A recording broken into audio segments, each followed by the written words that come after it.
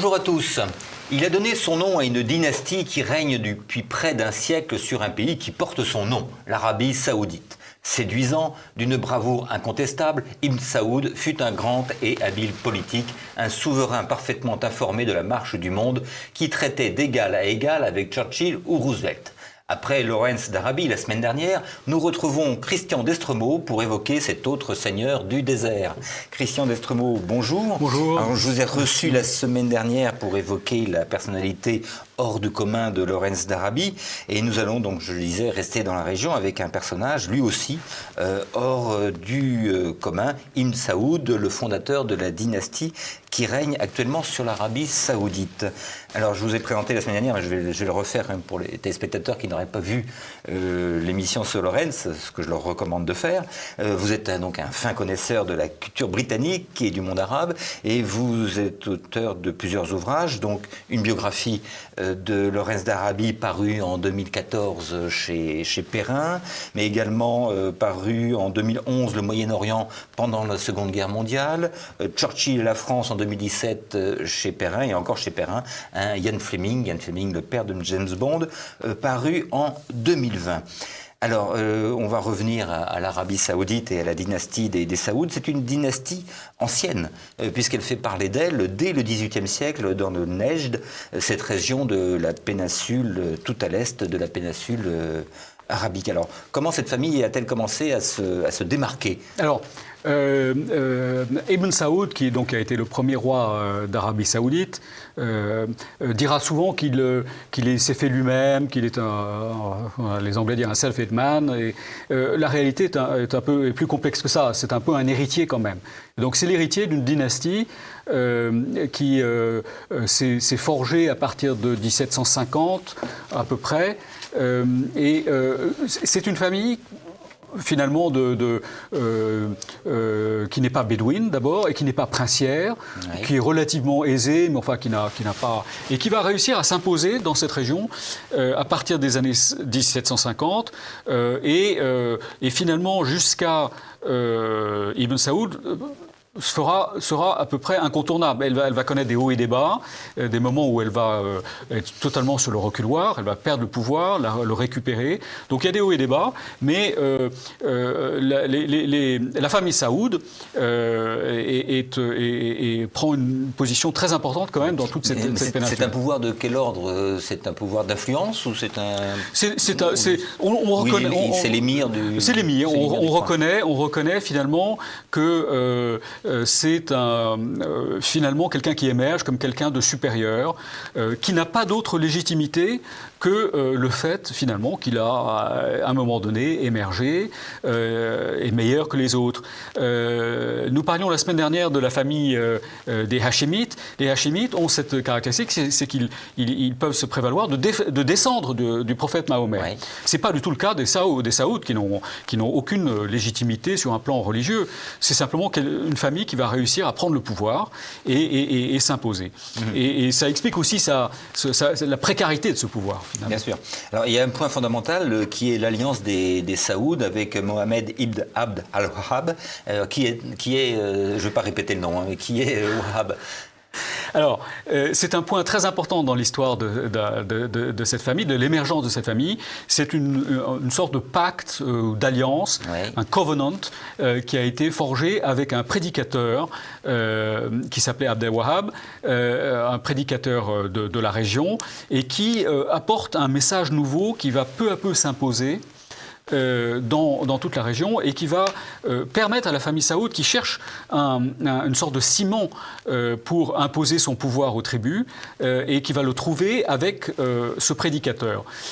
Ce prédicateur dit quoi en fait ? Il a un message très simple. Il dit l'islam tel qu'il est pratiqué a été corrompu.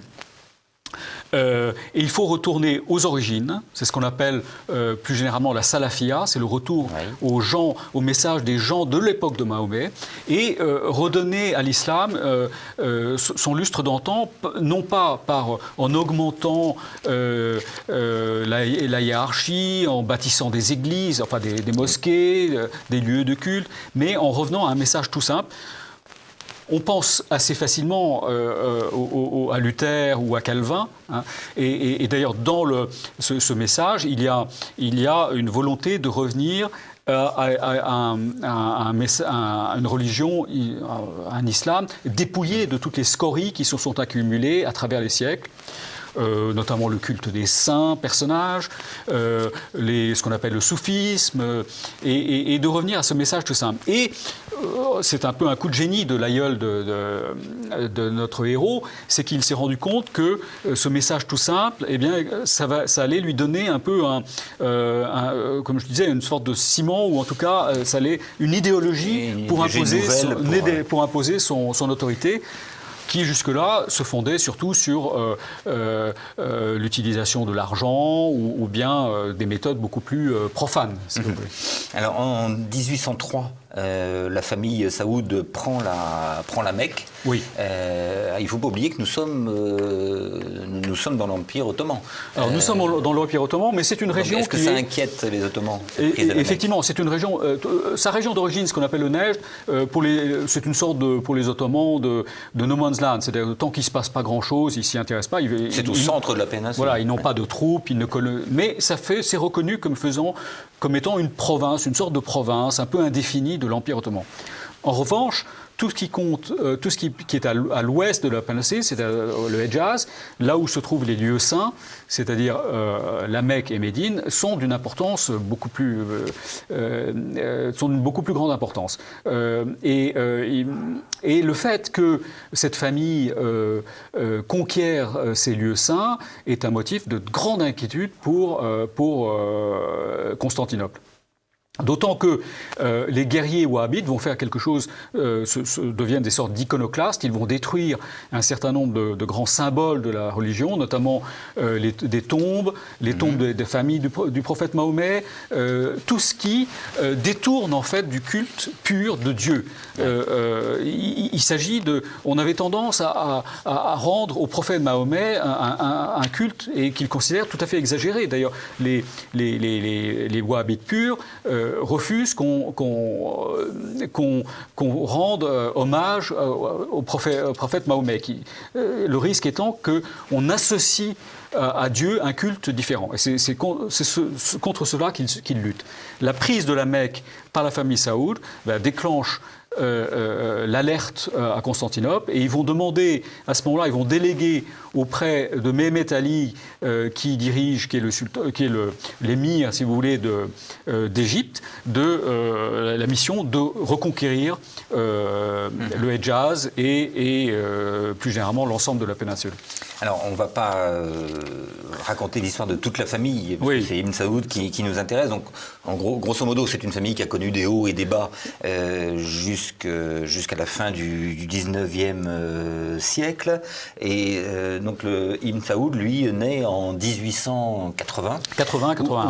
Où en est sa famille Alors, sa famille est sur le reculoir parce qu'ils ont une grande famille rivale plus au nord, dans la péninsule, dans une partie qui est basée sur une ville qui s'appelle Haïl, et qui a surtout cette force, c'est qu'elle a une tribu très puissante avec elle, qui s'appelle les Chamars, et qui est une tribu non seulement importante en taille, mais qui est très cohérente, et qui leur permet non seulement de résister aux assauts des Saouds, mais même de les vaincre. Et lorsque Ibn Saoud naît, eh bien, à Riyad, qui est devenue la capitale de la région, Riyad est devenue la capitale de cette famille rivale, les Rachides. C'est une affaire compliquée, mais voilà. Donc, ils sont en tout cas, ils sont sur le reculoir. Et d'ailleurs, c'est à ce moment-là que le petit garçon qui s'appelle Abdelaziz, qui ne s'appelle pas encore Ibn Saoud, est exilé dans le désert à dos de dromadaire avec sa sœur et réfugie auprès d'une tribu à l'est de la péninsule, la tribu des Moura. Et c'est là où il va faire l'apprentissage, mais dans des conditions presque de clandestinité, si tant est que la clandestinité existe dans ces étendues désertiques. Il va faire l'apprentissage l'apprentissage de la vie bédouine. Donc une vie très rude. Une vie très rude, mais en même temps une vie qui a une certaine poésie. Il y a une liberté qu'il y a chez les Bédouins qu'il n'a pas forcément en tant que citadin. Parce qu'au départ, c'est une famille de citadins, en fait. Et auprès des Bédouins, il découvre l'aventure, en fait. Et après, cet épisode, en fait, il finit par retrouver son père au Koweït. Alors, Koweït, qui est une petite principauté, en quelque sorte indépendante, et c'est là qu'il va faire son apprentissage plus en profondeur. Alors, en 1902, il a 22 ans et il va commettre un acte fondateur dans son histoire, qui est la prise de Riyad. Qu'est-ce qui le pousse à aller attaquer Riyad ? Parce que sa seule ambition, plus d'ailleurs lui que son père, qui est un homme un peu effacé, sa seule ambition, c'est de reconquérir les terres, le domaine, qui a été celui de ses aïeux. Et donc, il va lancer une petite expédition. Alors, ce sont une trentaine, ce sont des escarmouches, hein, une quarantaine de fidèles. On va les appeler les 40 voleurs, d'ailleurs. Ils vont surprendre la garnison de Riyad et son gouverneur, et ils vont reprendre le contrôle de la ville de Riyad, qui lui donne une base. Alors, ça ne veut pas du tout dire qu'il contrôle toute la région. Ça sera un long processus complexe, avec des négociations, avec des petites batailles, mais il a pris quand même le cœur, disons, la ville importante de la région. Et c'est une grosse ville, Riyad? Il y a peut-être 10 000 habitants, si vous voulez. C'est un bourg, c'est un gros bourg. Un gros bourg, c'est une palme avec une cinquantaine de une palmeraie. C'est une affaire une opération commando. Et c'est comme ça, ces guerres dans le désert, ce sont des escarmouches, ce sont des petits combats. Et puis il y a des points de bascule, si vous voulez. Mais il impose psychologiquement. De toute façon, la famille Rachid avait pris le pouvoir à Riyad. C'était pas ça. C'était des conquérants. C'était des gens de l'extérieur. Par la force. Par la force. Et eux, leur bastion, c'est quand même plus au nord. Et donc son père vous disiez que c'était un homme effacé, son père va lui céder le pouvoir. Son père lui cède le pouvoir. Alors pendant un certain temps, Ibn Saoud va conserver l'apparence. C'est un peu d'ailleurs la même situation qu'aujourd'hui avec MBS et son père. Hein. Oui. Son père est quelqu'un d'effacé, mais qui est très respecté sur un plan religieux. C'est important parce que le jeune Ibn Saoud n'a pas du tout l'autorité sur un plan religieux. Et donc il va laisser à son père cette autorité religieuse qui est importante pour consolider son pouvoir. Mais lui-même va développer son autorité à partir de Riyad. Et en convainquant ou en vainquant un certain nombre de tribus. Il va chercher donc à unir les différentes tribus sous son autorité. Oui. Donc, quelle méthode va-t-il Alors, il y a les cités et les tribus. Il y a quelques cités, entre guillemets. C'est un peu l'Italie du Moyen-Âge. Hein, mais il s'agit de convaincre certaines cités de le rejoindre. Et puis, il faut convaincre certaines tribus. Alors, pour l'heure, c'est extrêmement compliqué parce qu'il n'a pas d'argent, il n'a pas beaucoup d'arguments. En fait, la tradition veut qu'on on se protège, on joue l'un contre l'autre. Les tribus, les Bédouins, ce sont des gens qui veulent surtout pas s'engager trop nettement dans une direction, donc c'est très compliqué. Il y a un certain nombre de victoires symboliques, mais surtout, il va se montrer extrêmement astucieux avec les Turcs et avec les Britanniques. Les Turcs commencent à s'inquiéter quand même, qui ont délaissé cette région, mais ils commencent à s'inquiéter parce qu'ils voient émerger ce jeune émir dont la réputation ne cesse de grandir.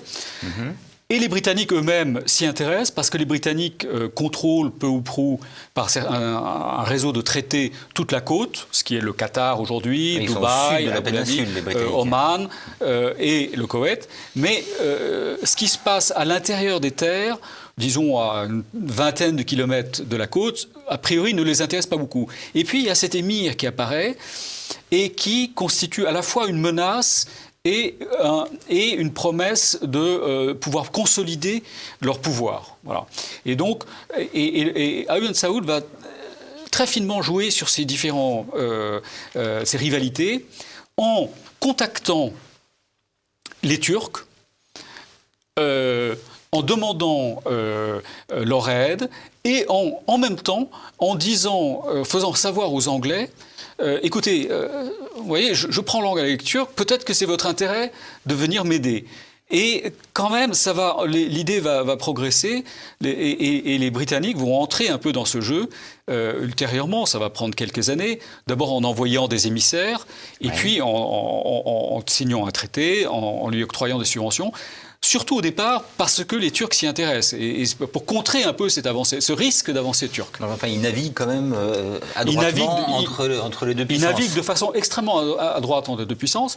En fait, ce qu'il applique dans sa politique à l'égard de tribus qui seraient opposées ou en rivalité, eh bien, il l'applique à un niveau plus grand, et c'est là où son véritable génie politique apparaît, aux grandes puissances. Alors que c'est un homme pas analphabète, mais qui ne connaît pas les relations internationales. Eh bien, il va monter très vite un talent, je trouve, assez extraordinaire, avec cette perception extrêmement fine des rapports de force, de l'équilibre, de ce qui marche, et une certaine audace, parce qu'il s'adresse au sultan comme s'il était un homme extrêmement important. Son égal.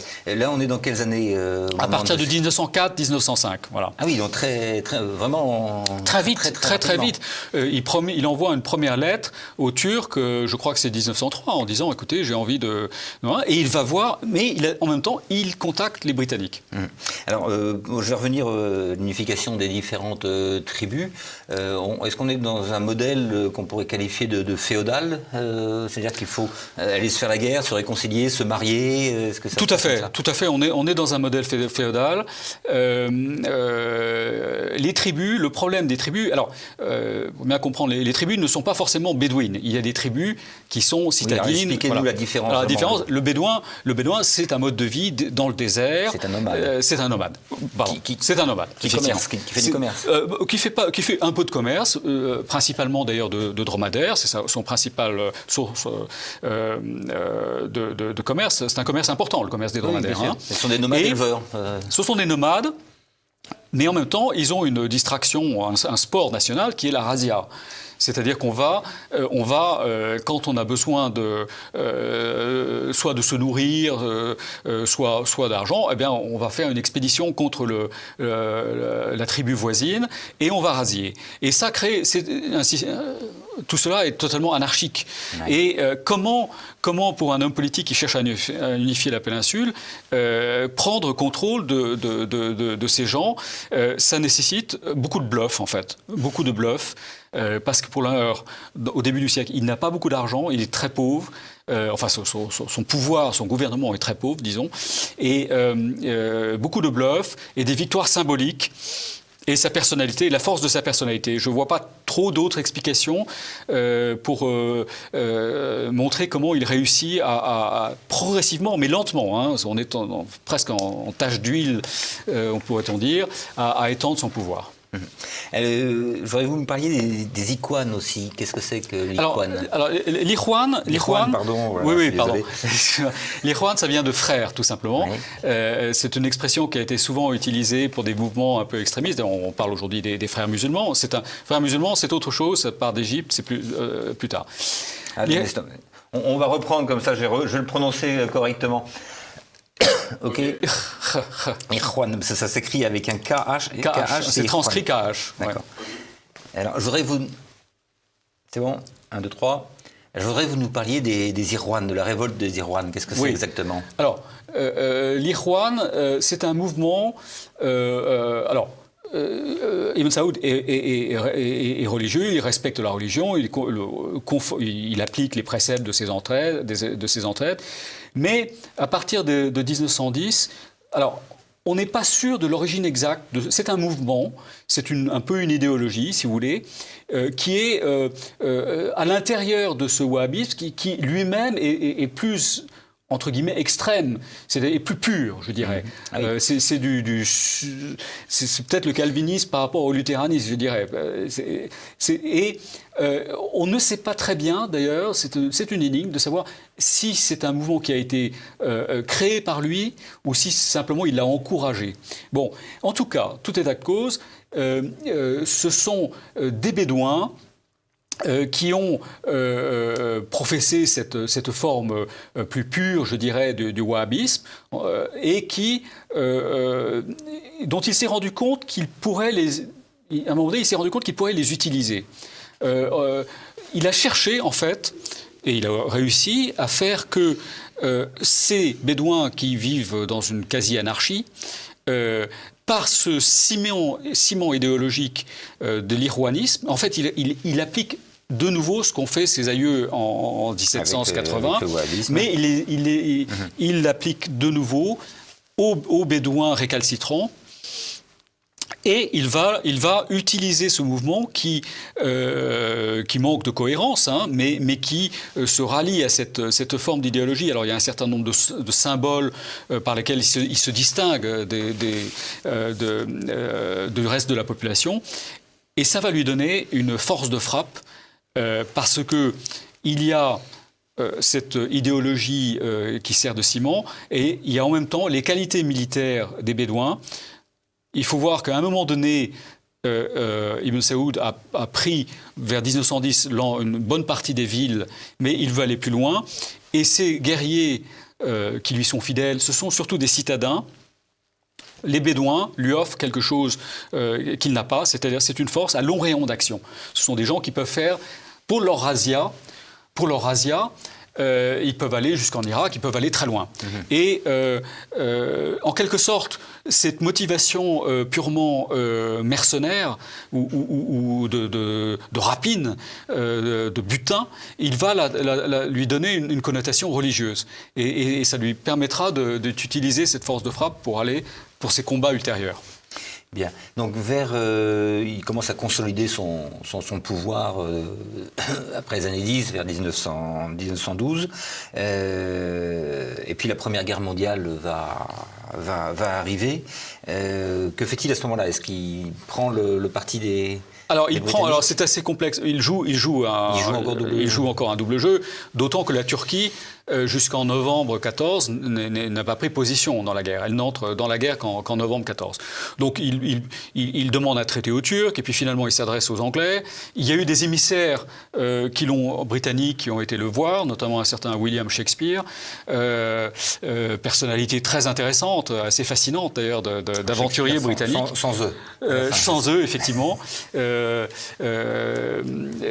Lui succédera plus tard le fameux Philby, qui est le père du grand espion britannique, du traître Kim Philby, qui est une autre personnalité passionnante. On en a parlé ici. Et donc il joue une sorte de double jeu. Il observe finalement, il faut dire que c'est un conflit européen, tout ça c'est très loin. Mais il se rend compte, en fait il cherche toujours à profiter des situations pour en tirer le plus intéressant pour lui. Parce que son pouvoir est très fragile. Oui. Il s'agit encore une fois de profiter de ce grand conflit, du conflit mondial, pour consolider ses positions, voire les étendre. Alors une fois que la Turquie rentre en guerre, est-ce qu'il prend vraiment la position ? Alors il prend les Turcs ne prennent pas finalement n'entrent pas dans son jeu à tort d'ailleurs. Tout ça est quand même un peu lointain pour eux. Et finalement les Britanniques qui eux, comme je vous le disais, ont toute cette suite d'intérêts, d'émirats qu'ils influencent le long de la côte, sont d'autant plus intéressés de signer un traité avec lui et de le soutenir, qu'ils ont des ambitions en Mésopotamie. Il s'agit de faire ils vont lancer une campagne d'ailleurs assez tragique pour essayer de prendre Bagdad, remonter pour vaincre les Turcs dans la région. Et donc, ils ont besoin de s'assurer que sur le flanc, il faudrait voir ça sur une carte, mais sur leur flanc, il n'y a pas des menaces et qui auraient pu être incarné par Ibn Saoud et ses hommes. Donc ils vont signer un traité avec lui et ils vont le reconnaître comme émir le titre c'est émir du Nejd et de ses dépendances, c'est-à-dire de toute une zone, et ils vont lui fournir ils commencent à lui fournir des subventions. C'est ce qui intéresse le plus Ibn Saoud. Il se bat contre les Ottomans ? Non, durant cette phase, les Ottomans se sont repliés en Mésopotamie, donc il n'est pas en contact direct avec eux. D'accord, donc il n'a pas son Lawrence d'Arabie il n'a pas son Lawrence d'Arabie. Alors il a un émissaire britannique, comme je disais, qui va venir le voir, mais 2 ou 3 ans plus tard, vers 17, qui est Philby.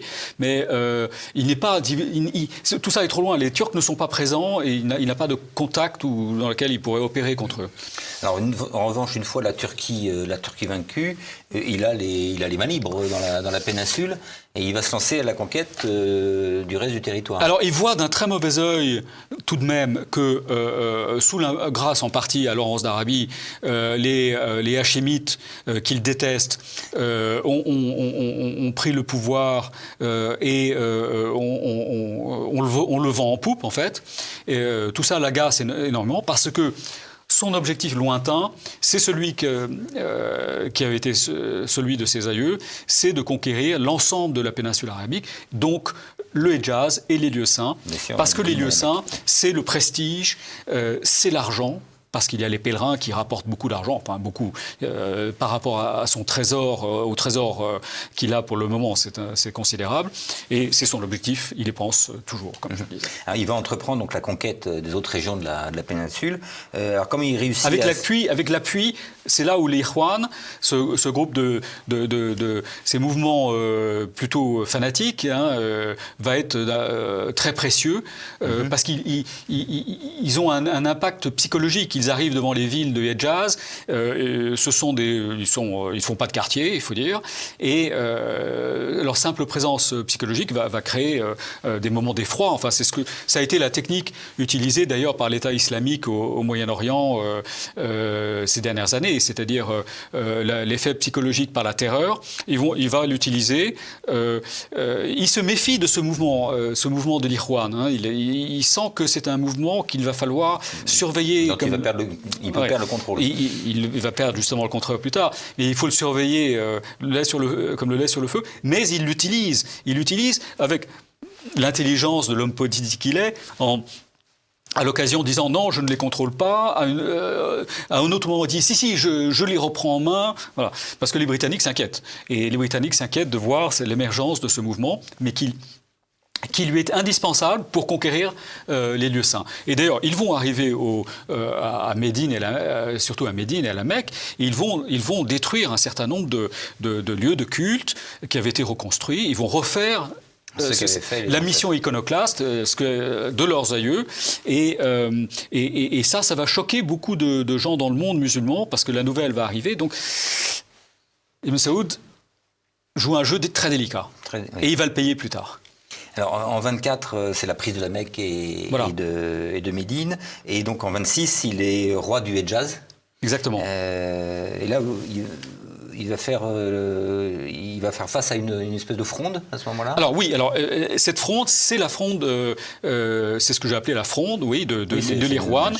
L'Ikhwan, ces guerriers redoutables qui lui ont permis de garder le Hedjaz, et il va y avoir une sorte d'effet boomerang que l'on connaît bien avec les mouvements islamistes, c'est-à-dire qu'ils vont se retourner contre lui à partir de 28 plutôt, de 28-29.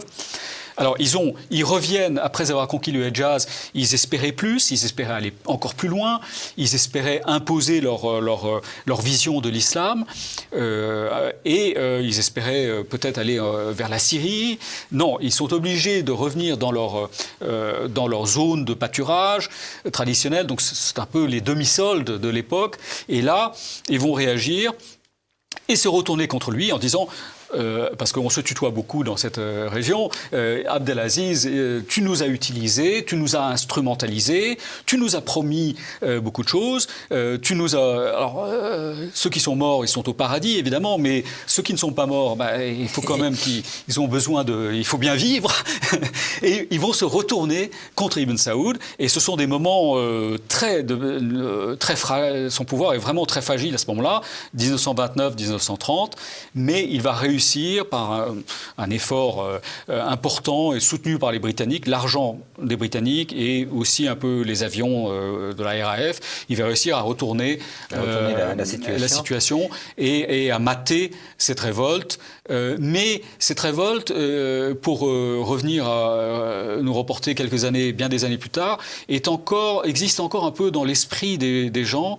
Et cette idée de trahison finalement par le pouvoir qui a utilisé la religion pour consolider ses positions, pour conquérir des nouvelles terres, et après qui va se débarrasser de ces gens qui l'ont servi, eh bien, est encore assez présente aujourd'hui. Et le reproche à la dynastie actuelle lui a été souvent fait, même par les mouvements extrémistes, mais pas que.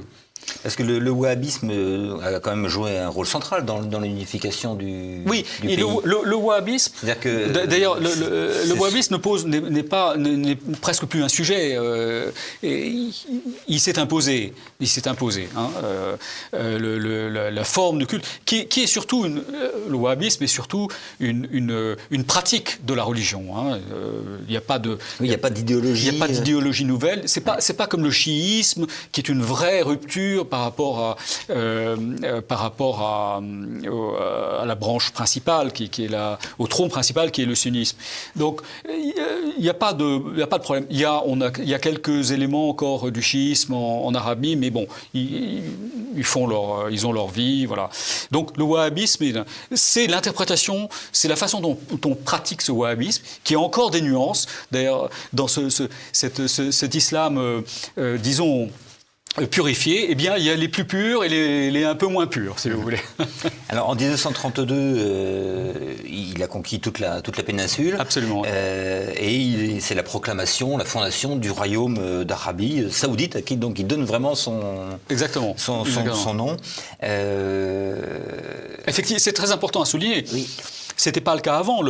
La famille des Saouds, parce que lui s'appelle son vrai nom c'est Abdelaziz, fils de son père qui est Abdelrahman, et il a pris ce nom Ibn Saoud qui est une référence un peu à cette famille, à la famille des Saouds. Son aïeul s'appelait Saoud. Voilà, Ibn c'est fils. Il n'est pas le fils de Saoud, mais enfin il descend des Saouds. Et il va imposer ce nom, qui est le nom de sa famille, à ce royaume. Et c'est quand même un moment fondateur, parce que c'est le moment où la dynastie des Saouds se confond avec le royaume et le pouvoir. Avec la famille. Donc, quelle est l'importance d'ailleurs de la famille pour Ibn Saoud ? Alors, la famille, d'abord, la famille est d'abord un instrument. Alors, c'est un instrument de pouvoir parce que il se marie, il a beaucoup de femmes. Il a droit à 4 femmes, hein, selon l'islam, mais il les divorce très facilement. Et c'est un instrument de conquête. Comme les souverains du Moyen Âge, on épouse pour des raisons politiques, et ça permet de rallier certaines tribus. Mais quand on a beaucoup de femmes, forcément, on a aussi souvent beaucoup d'enfants. Donc, on estime qu'il a eu une quarantaine de fils vivants. Une quarantaine de fils vivants. Alors, il y en a qui sont décédés. Son fils, ce que j'ai découvert dans ce livre, c'est que son fils préféré était mort de la grippe espagnole en 1918, ainsi que deux de ses autres fils.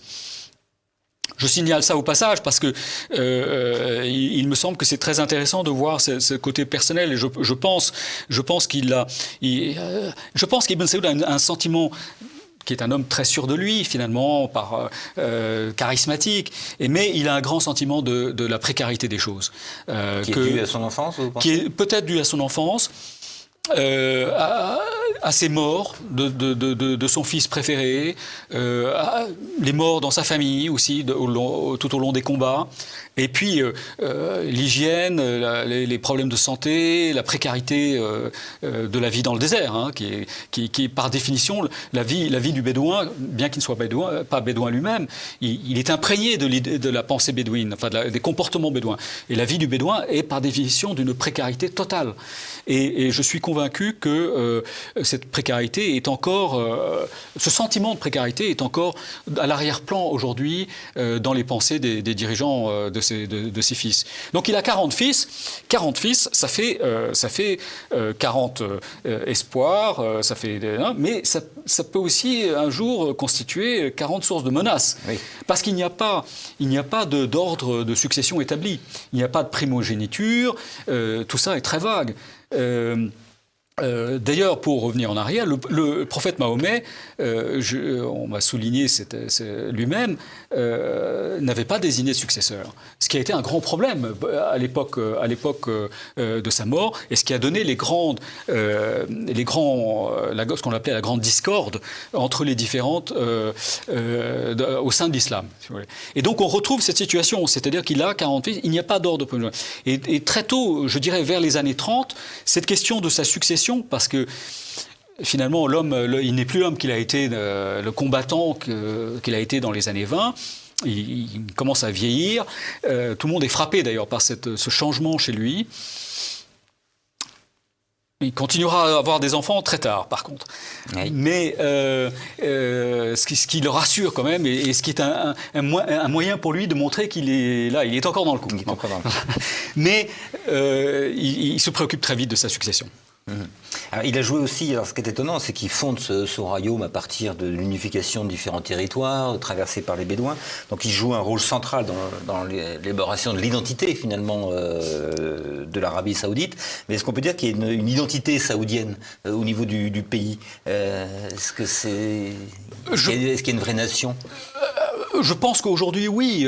Tout ce que j'entends, cette nation dont les frontières, d'ailleurs, nord ont été définies, et même les frontières, l'ensemble des frontières ont été définies souvent par un coup de crayon rouge par un officiel britannique. Je crois qu'il y a un sentiment très fort de nation. Alors, peut-être à minima, parce que les tribus, finalement, ils voient leur intérêt. Les tribus voient l'intérêt parce que elles ont pris goût à l'argent finalement. Enfin, à l'époque, il n'y a pas encore d'argent. Il n'y a pas d'argent, mais elles ont finalement accepté que le système anarchique qui était celui fondé quand même sur la razzia, ne pouvait pas fonctionner très longtemps.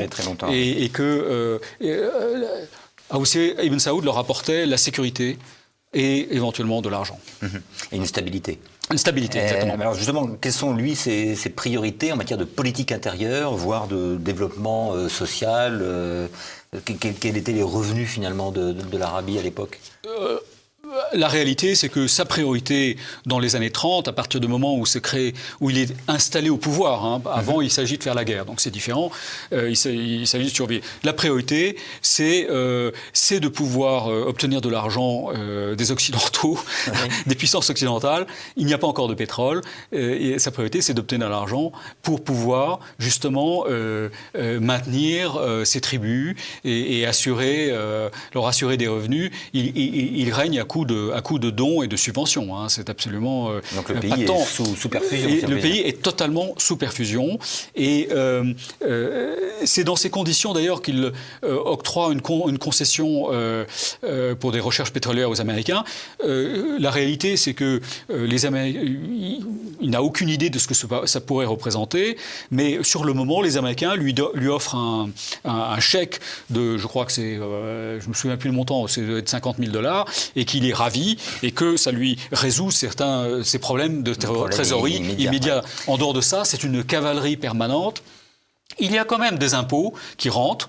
Il y a le commerce qui est principalement à l'ouest, à Jeddah, dans les Hejaz. Et puis il y a les ressources qui reviennent du pèlerinage. Comme je disais, les pèlerins dépensent énormément, et ça, ce sont des ressources pour le trésor royal. Alors donc le tournant majeur dans l'histoire d'Ibn Saoud et de l'Arabie saoudite, ça va être la découverte du pétrole en 1938, donc par les Américains. Oui, absolument. Alors comment cette découverte va-t-elle changer sa stratégie économique, diplomatique et ses priorités ? Pardon. le pétrole, cette découverte, il va la fructifier, ça va mettre à peu près une dizaine d'années pour que ça devienne... C'est après la guerre, là on voit les chiffres, il y a une accélération extraordinaire de la production. C'est la manne divine en fait qui tombe et le changement radical c'est après la Deuxième Guerre mondiale pour des raisons assez complexes. Les Américains n'ont plus les moyens de forer, il y a d'autres priorités, il n'y a plus de transport, il n'y a plus de tankers, il n'y a plus de tankers pour transporter le pétrole. Voilà. Donc pendant la guerre, c'est un peu une parenthèse. Mais c'est après la guerre que véritablement ce pétrole va commencer à jouer un rôle essentiel et ils vont se rendre compte progressivement que c'est une ressource extraordinaire pour le pays. Ce qui n'empêche pas que le pays va rester extrêmement conservateur sur le plan des mœurs, sur le plan de la vie sociale, hein, même de l'éducation. Dès que les Américains lui parlent de créer des écoles, parce qu'ils ont besoin de personnel, surtout à mesure que le pétrole se développe, Ibn Saoud est extrêmement réticent. Le taux de scolarisation de l'Arabie saoudite, disons après la guerre de 40, disons en 45, est ridicule, est ridiculement faible. Et donc il maintient... Il y avait un rêve un peu qui va se révéler, et d'ailleurs c'est un peu la publicité que fait la compagnie pétrolière qui s'appelle l'Aramco, qui est la compagnie américano-saoudienne de pétrole, qui sont des grands défenseurs de l'Arabie saoudite, et donc ils font beaucoup de communication aux États-Unis sur le royaume, tout ça. Et ils parlent de la modernisation du pays, ils montrent qu'ils font du blanchiment, en fait, soyons clairs. Mais la réalité, alors il y a effectivement une usine de Coca-Cola à Riyad en 1951. Il y a un stade de football, voilà. Mais le pays reste très arriéré, par ailleurs. Très archaïque. Très archaïque. Oui. Il n'y a absolument pas... L'idée que le progrès économique allait entraîner un progrès social est faux, totalement fausse. Et toujours, les richesses sont captées par la famille? Et les richesses sont largement captées par la famille étendue, mais on continue à entretenir la population par le biais de subventions. Et alors, comment ils négocient les premiers accords avec les compagnies pétrolières qui arrivent? Alors, le premier accord, il y a eu des négociations dès le début des années 20 qui n'avaient rien donné. Mais le premier véritable accord, c'est en 1932. Et alors, il y a deux candidats. Les Britanniques, par leur grande compagnie pétrolière, qui est la Iraq Petroleum, qui donnera BP. Et puis les Américains, qui sont... alors, ça a commencé, pour être précis, parce qu'on a découvert du pétrole sur l'île de Bahreïn. Bahreïn, c'est une petite île qui se trouve en face de la côte, et les gens... Là, il y a une véritable découverte. Et les gens se disent, mais en face, sur la côte... de la péninsule, théoriquement, il devrait y en avoir. Donc, mais 1932, on ne sait pas du tout s'il y aura du pétrole. Il faut dire que les hommes du pétrole, ce sont les aventuriers modernes. Hein. Ce sont des gens qui prennent des risques et il va signer cet accord qui donne une concession. Alors c'est assez compliqué parce qu'il va falloir convaincre les religieux qui ont encore leur mot à dire quand même d'octroyer cette concession, parce qu'on accueille quand même des ingénieurs américains qui sont entre guillemets des mécréants sur le sol saoudien. C'est assez compliqué, mais très vite sur le plan religieux, d'ailleurs les religieux cèdent à tout ce que demande Ibn Saoud. Et au niveau je disais en introduction qu'il discutait d'égal à égal avec Churchill, Roosevelt. Comment il gère les relations internationales après la guerre? Après la guerre, écoutez, d'abord il les a gérés de manière extraordinaire, je dirais, pour un roitelet avant même la Première Guerre mondiale. Il s'est montré un grand homme politique et il est très à l'aise dans la gestion des relations internationales. Il écrit à Roosevelt plusieurs lettres. Alors surtout à partir du moment où il y a des incidents où se pose la question de la Palestine, et c'est là où il commence à réagir en s'opposant à la colonisation sioniste, mais durant la guerre, se pose fortement la question des relations avec les Britanniques et les Américains pour plusieurs raisons. Un,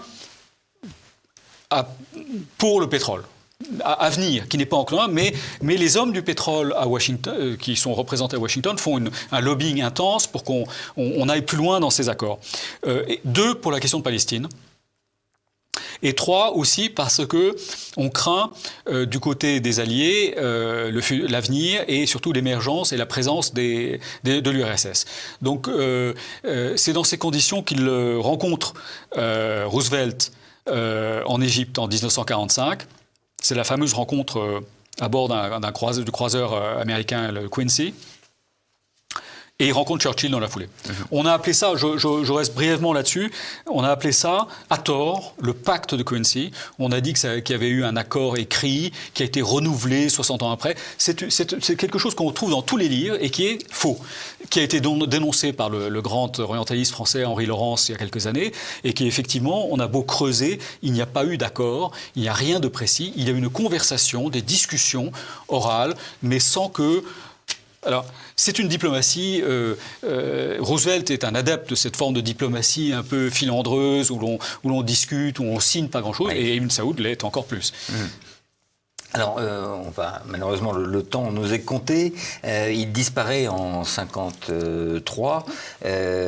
Donc, dans quel état l'est-il, très rapidement, dans quel état l'est-il l'Arabie Saoudite? Et est-ce que, on va faire vraiment un saut dans le temps, est-ce que sa vision continue à influencer la politique actuelle du pays et de ses... on peut parler même de MBS, est-ce qu'il se réfère toujours... Il laisse le pays dans une certaine, un peu dans l'incertitude, puisque, comme je vous disais, il n'y a pas d'ordre de succession établi. Mais finalement, c'est son fils aîné qui est un personnage assez médiocre, qui va prendre le pouvoir, qui s'appelle Saoud. D'ailleurs, pour référence, on le trouve dans Tintin. C'est un homme, c'est un des émirs qui a des lunettes noires, des petites lunettes noires. Voilà, il a inspiré Tintin. Voilà, il a inspiré Hergé. Mais il y a les rivalités familiales. En fait, il s'en va un peu en disant, écoutez, débrouillez-vous, la suite, ça ne me regarde pas. Voilà. Et d'où ces incertitudes, parce que Faisal va renverser le deuxième fils va renverser son frère, Faisal, fils d'Ibn Saoud, pas le Faisal de Laurence d'Arabie, dont nous avons parlé la semaine dernière, mais va le renverser. Faisal sera lui-même assassiné par quelqu'un de sa famille autour de la question de Palestine, d'ailleurs. Et le dirigeant actuel, Mohammed bin Salman, est donc, on voit que c'est très proche, est donc un petit-fils d'Ibn Saoud. Je regarde par exemple les images qu'on voit sur Internet lorsqu'on voit Mohammed bin Salman recevoir des gens, il y a toujours derrière lui le portrait de son grand-père Ibn Saoud.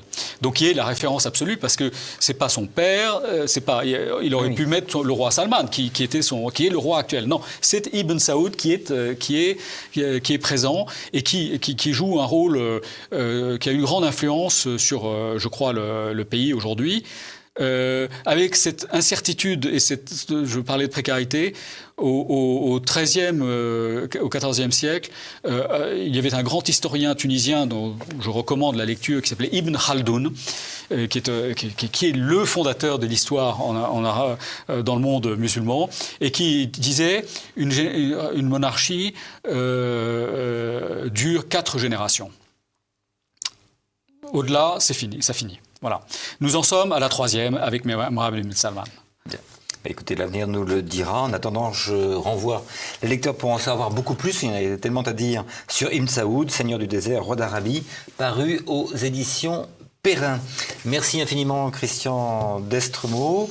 C'était Passé Présent, l'émission historique de TVL réalisée en partenariat avec la revue d'histoire européenne. Vous allez maintenant retrouver Christopher Lann et la petite histoire. Mais avant de nous quitter, n'oubliez pas bien sûr de cliquer sur le pouce levé sous la vidéo et de vous abonner à notre chaîne YouTube. Merci et à bientôt.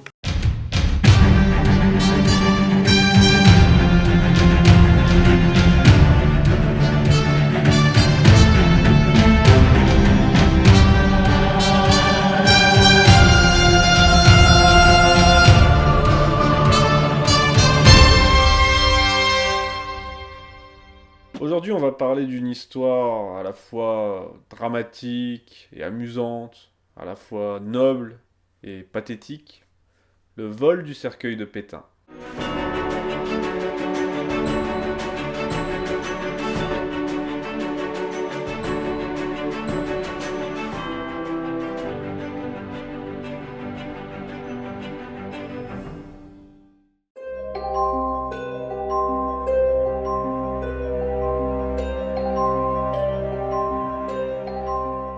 Le vol, ou en tout cas l'enlèvement du cercueil du maréchal Pétain, a eu lieu dans la nuit du 18 au 19 février 1973, au cimetière de Port-Joinville, à l'Île-Dieu, là où est enterré le maréchal. Il a été réalisé par un commando de 6 hommes qui avait pour but de réhabiliter le maréchal Pétain, mais aussi surtout de transférer sa dépouille à l'ossuaire de Douaumont, près de Verdun. Car oui, on va revenir un peu sur le contexte juste avant, puisque, comme vous le savez, donc, Pétain a été jugé en juillet et août 1945. Il a tout d'abord été condamné à mort puis à l'indignité nationale. Ensuite, le général de Gaulle a commué sa peine en perpétuité. Il a donc été incarcéré au fort de la Citadelle sur l'Île-Dieu, et en juin 1951, eu égard à son état de santé, il a été transféré dans une petite maison, toujours sur l'île, juste à côté du fort. C'est dans cette maison qu'il décède un mois plus tard, le 23 juillet 1951, et le surlendemain, il est enterré dans le cimetière de la petite commune, alors qu'il avait demandé dans son testament en 1938 d'être enterré à Verdun au milieu de ses hommes. Ça lui sera toujours refusé, et ça le sera par la suite à tous ses défenseurs. Et tous les présidents de la République ont fait de belles promesses, notamment De Gaulle qui avait fait de belles promesses à ce sujet. Il n'en a rien été, Pompidou c'est pareil. Donc ça a remonté quelque peu ses militants, et bien là, nous sommes en 73, et ces hommes décident de passer à l'action. La tête pensante de cette opération, c'est l'avocat Jean-Louis Tixier-Vignancourt. En janvier 73, il se rend tout seul sur l'Île-Dieu pour faire quelques repérages, notamment regarder les horaires de ferry parce qu'il y a une marée, on ne peut pas accéder à l'île, on ne peut accéder à l'île que par le ferry. Ensuite, lui ne va pas y participer, mais il monte toute cette opération avec un certain Hubert Massol, qui est l'un de ses bras droits, qui fait appel lui-même à 5 autres personnes, dont un artisan funéraire, bah oui, il faut bien savoir comment ouvrir le tombeau, etc. On décide que l'opération se fera dans la nuit du 18 au 19 février, soit quelques semaines avant les élections législatives, histoire de faire du bruit, de réhabiliter Pétain, et aussi surtout 2 jours avant le 21 février, qui est la date anniversaire de la bataille de Verdun. Tout commence le 16 février... Il y a de la fumée là. Tout commence le 16 février, une de leurs complices, Solange Bosch, oui, Solange Bosch, il y a des noms, ils s'inventent pas. Solange Bosch se rend sur l'île avec une estafette de location, une petite Renault estafette, prétendant aller au marché, ce qu'elle fera d'ailleurs, mais quelques jours plus tard, elle repart de l'île à pied en laissant la camionnette sur place. Ensuite, les 5 autres membres arrivent comme simples passagers par le ferry le dimanche et ils s'installent à l'hôtel des voyageurs. Le soir même, enfin dans la nuit de dimanche à lundi, avec Hubert Massol, ils décident de passer à l'action, donc ils montent à bord de leur Renault estafette, ils se dirigent vers le cimetière, là ils éteignent le moteur, ils éteignent les feux, ils ouvrent la grille et pénètrent dans le cimetière en faisant très attention, surtout que la gendarmerie est située juste à côté du cimetière, et d'ailleurs il y a des fenêtres de la gendarmerie qui donnent directement sur le cimetière. Malgré tout, ils sont prudents, ils ouvrent le tombeau avec une barre à mine, ils sortent le cercueil, le mettent dans l'estafette, et ensuite ils prennent soin de bien refermer le cercueil, ils refont même les joints avec du béton, ils nettoient un peu aux alentours les graviers pour ne pas laisser de traces, et ils s'en vont dans le plus grand silence. À ce moment-là, eh bien, ils retournent à l'hôtel, ils y boivent un petit coup de champagne pour fêter ça, et ensuite, à 4h du matin, ils reprennent le ferry en direction le continent. Le problème, c'est que vers 9h, dès le lendemain matin, dès le matin, vers 9h, l'employé municipal fait sa ronde habituelle dans le cimetière. Comme il y a une équipe sportive qui a été probablement circuler autour de la tombe de Pétain la nuit, puisque c'est l'une des seules attractions de l'île, eh bien, il passe faire un tour, l'employé municipal passe faire un tour près de la tombe du maréchal, et là, il trouve qu'elle est étrangement propre. Il ne lui faudra pas longtemps pour se rendre compte que les joints sont tout frais, qu'ils ont été refaits. Il va alors tout de suite appeler la gendarmerie, ils vont appeler le préfet, le procureur de la République, ils vont informer également le ministre de l'Intérieur, le préfet et le procureur de la République se rendent immédiatement sur l'île avec un hélicoptère, et ils vont pas s'emmerder à attendre les horaires de ferry, et là le vol est constaté, on ouvre le tombeau, et il n'y a rien. Ce qui est assez amusant, c'est que, bon, c'est un hasard total, mais l'une des premières pistes envisagées par les autorités est un coup monté par les collaborateurs réfugiés en Espagne franquiste. Pourquoi ? Tout simplement parce que pour reboucher le trou fait par la baramine dans la tombe de Pétain, nos 6 hommes ont utilisé un journal qui traînait dans l'estafette, et il s'avère par pur hasard que c'était un journal espagnol. Donc quand les gendarmes retrouvent ça, ils se disent, eh bien, ça peut venir de l'Espagne franquiste, et c'est là leur première piste. Pendant ce temps, nos 6 hommes, eh bien, ils font route, ils sont arrivés sur le continent, ils font route en direction de Verdun avec leur estafette, ils pensent que rien ne s'est passé, que tout va bien. Vers midi, ils s'arrêtent dans un restaurant en bord de route, et là ils apprennent par la radio que le vol a été constaté, et on en parle partout, à la radio, à la télé, les journaux ce sera le lendemain, mais en tout cas on en parle beaucoup. Là évidemment, ils se retrouvent un peu comme des cons, donc déjà ils ont manqué un rendez-vous chez un noble, je vais pas rentrer dans les détails. En plus, là, ils décident carrément d'abandonner la destination de Verdun parce que c'est trop risqué, et ils décident donc de se diriger vers Paris, et ils y arrivent dans l'après-midi. Là, Hubert Massol va trouver Tixier-Vignancourt pour savoir quoi faire, mais le domicile et le bureau de Tixier-Vignancourt est surveillé, il est sous surveillance policière.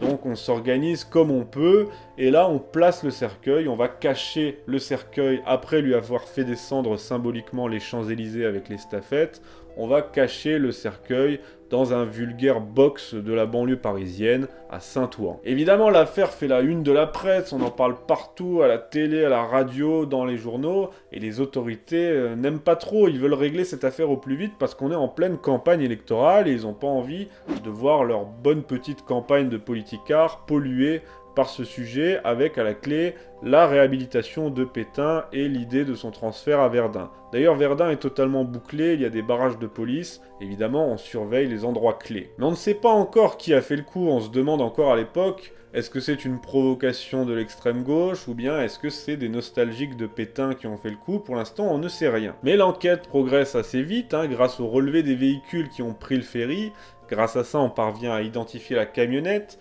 on remonte jusqu'à la commerçante, et ensuite on va même remonter jusqu'à l'artisan funéraire, ces gens-là sont interrogés, arrêtés, et on commence à avoir une idée de qui a fait le coup. Tout le monde parle de Tixier-Vignancourt comme étant la tête pensante de cette opération. Là il y a un avocat, l'avocat de Pétain et rival de Tixier-Vignancourt, Jacques Izorni, qui va le trouver et qui le somme d'arrêter tout ça. Tignancourt doit prendre une décision, il appelle alors Hubert Massol et il décide d'en finir. Massol organise alors une conférence de presse dans un café, il convoque les journalistes et là il annonce qu'il ne dévoilera la position de la dépouille de Pétain qu'à condition d'avoir une attestation écrite du président de la République, Georges Pompidou, que Pétain sera transféré aux Invalides en attendant que sa dépouille soit transférée à l'ossuaire de Douaumont à Verdun. À l'issue de cette conférence de presse, Massol est arrêté, il est acculé de questions et sous la pression, il finit par avouer où se trouve le cercueil, à condition d'être accompagné de journalistes et de photographes. On lui accorde cette demande et il va donc en compagnie de la police et des journalistes à Saint-Ouen pour ouvrir le fameux box. Évidemment, Georges Pompidou ne cédera pas au chantage, c'était une opération assez maladroite, certes il y avait un but noble, le transfert de Pétain à Verdun, comme il le voulait dans son testament, et en tant que héros de Verdun, c'est bien légitime, mais à l'époque, vous connaissez la République, cette affaire est absolument sensible, trop dangereuse, qui plus est juste avant les élections. Donc évidemment, Pompidou ne va pas céder, et le cercueil sera aussitôt embarqué en ambulance, puis conduit en hélicoptère Puma à l'Île-Dieu. La cérémonie réunira quelques curieux, mais aussi des anciens combattants, et il sera réinhumé à nouveau sur l'Île-Dieu. Georges Pompidou fera envoyer des fleurs, qu'il fera déposer sur la tombe, pour le geste. Mais néanmoins, on ne veut surtout pas que ça vire à l'affaire d'État. Et bien d'ailleurs, tous les complices de cette opération ne seront absolument pas inquiétés. Ils seront brièvement incarcérés, mais relâchés aussitôt, il n'y aura pas de procès, pas de condamnation, on va en finir. Évidemment, ni la justice ni le gouvernement ne souhaitaient ouvrir un procès aussi médiatique qui permettrait de réhabiliter Pétain, de reparler à nouveau de Pétain, de rouvrir cette plaie. Allons-nous éternellement entretenir saignantes les plaies de nos désaccords nationaux? Le moment n'est-il pas venu de jeter le voile, d'oublier ces temps où les Français ne s'aimaient pas, s'entre-déchiraient et même s'entretuaient? Ce qu'on peut en conclure, c'est que, comme je l'ai dit, eh bien, c'était une opération avec un but noble, mais les personnes ayant participé à cette opération ne l'avaient pas tous, ce but noble, et elle a été menée avec un certain amateurisme. Il y a eu un rendez-vous raté avec un noble, il y a eu cette vulgaire affaire du box de Saint-Ouen. À noter qu'Hubert Massol, lorsqu'il était sur l'île, en a profité pour envoyer des cartes postales depuis l'île-Dieu. Il y a ce journal, enfin voilà, c'était une affaire assez amateur, et je ne sais plus qui parmi cette bande a d'ailleurs gravé ses initiales au couteau sur le cercueil de Pétain. C'est assez limite comme hommage. Et puis quelle naïveté de penser qu'en mettant le couteau sous la gorge de Pompidou, on pourrait obtenir ce qu'on voulait. Sachez qu'il existe un documentaire de France 3 sur le sujet qui s'appelle « On a volé le maréchal », réalisé par Cédric Condom et écrit par l'historien Jean-Yves Le Naour. Bon, je peux vous conseiller ce documentaire si vous souhaitez voir des images d'archives et vous voir conter toute cette histoire, mais il est assez engagé politiquement, évidemment, contre Pétain, et il est aussi assez méprisant, extrêmement méprisant, à la fois pour ces hommes, les hommes de ce commando, qui sont tournés au ridicule, mais bon, même s'il y a des raisons, mais aussi en faveur des gens qui se rappellent du Pétain de 14, des anciens combattants. Et c'est teinté de mépris, et au final, à la fin de ce documentaire, eh bien on se réjouit presque, enfin même pas presque, la voix off se réjouit que Pétain finisse par tomber dans l'oubli. Donc voilà, vous faites ce que vous voulez, en âme et conscience, si vous voulez aller voir ce documentaire, allez-y, mais je vous ai quand même raconté l'essentiel de cette affaire rocambolesque. Merci à tous d'avoir suivi ce nouvel épisode de La Petite Histoire, très plaisant à raconter. J'espère que ça vous a plu. Si vous voulez faire découvrir cette petite affaire amusante et symbolique à vos amis, eh bien partagez la vidéo. N'oubliez pas d'aimer la vidéo juste en dessous sur YouTube pour permettre un meilleur référencement, une meilleure visibilité, et de soutenir TV Liberté, la première chaîne de réinformation de France, avec son émission La Petite Histoire évidemment. Je vous dis à la semaine prochaine, mardi, à bientôt.